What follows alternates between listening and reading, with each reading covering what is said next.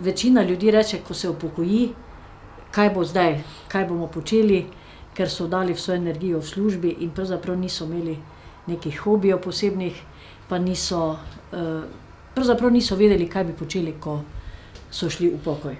In zato so nekateri doživljali prave travme, psihične, in pri Ljudski univerzi na Ptuju so takrat celo napravili vrsto predavanj, s katerimi bi pomagali starejšim, da bi ta kritični čas lažje preboleli.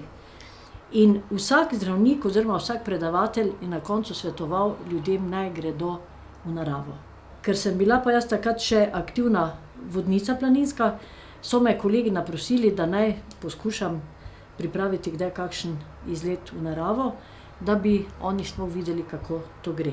Ker ko sem šla prvi s pohodniškimi palicami, so se mi v parku smejali, so rekli, gospa, kje imate pa smučke?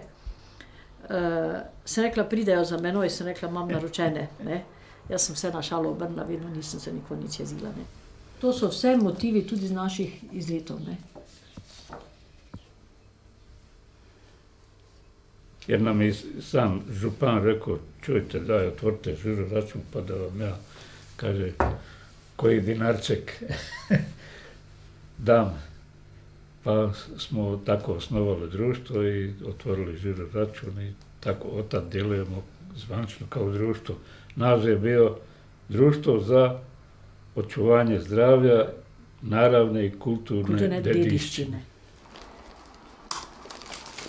No, glej, največje, ali pa, kako bi rekla, najdaljše najljubše priznanje in tudi najbolj dragoceno je pa to je 800 km od Maribora do Kopra, ne, po vseh slovenskih vrhovih.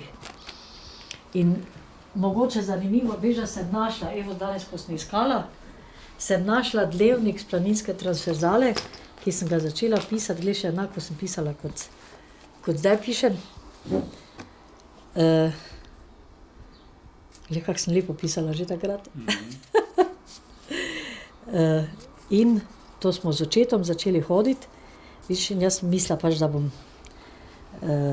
veš, to sem dala vse žige noter, pa napisala tudi, kdo je bil, pa kje smo bili.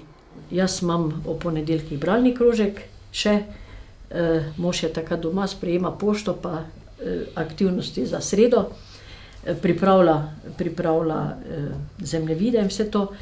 Potem v četrtek imava še celo, oziroma mož vodi seniorje, seniorsko planinsko, prav pri planinskem društvu. Ja, tam smo zelo aktivni tudi v planinskem društvu. 300 in nešto kilometrov je cela pot, Marina, cela pot. A ja, samo ti si prehodil tisto leto je prehodil 900 kilometrov, ker je, veš, to je bilo iskanje poti, ne, greš naprej, nazaj, iščeš, katera pot je. Pronađemo pot, pa je posle snimamo. Ja, planinsko društvo tudi precej spodbuja to in tisti izleti so malo daljši, malo bolj naporni. No, kot zanimivost naj povem, da zdaj, ko smo 15 let skupaj, da so začeli smo torej od, bi rekla, krajših izletov, smo šli na daljše, smo tudi bili na Velebitu, pa kaj vem, Kamniških planinah, pa v Julicih.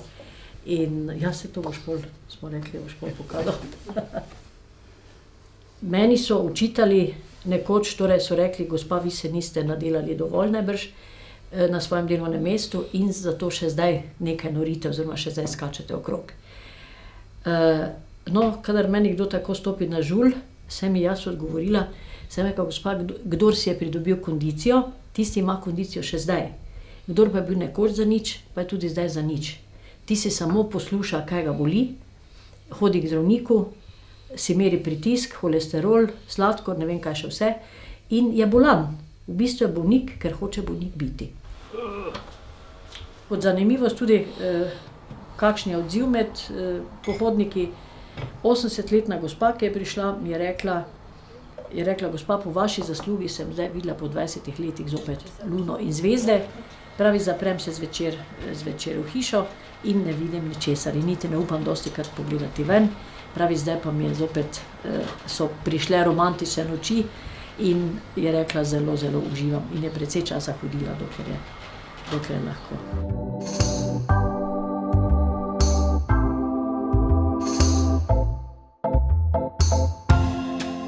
Včasih je svetlo, včasih je temno, včasih dežuje, ni problema nobenega. Ob vsaki uri, ob vsakem času, odvisno od družbe. Ne? Včasih se vsi odpeljemo, včasih pa gremo tudi v skupini. In pravijo, da je najlepše iti v skupini nazaj, ker to so vici, to so zgodbe, luna vpliva na ljudi.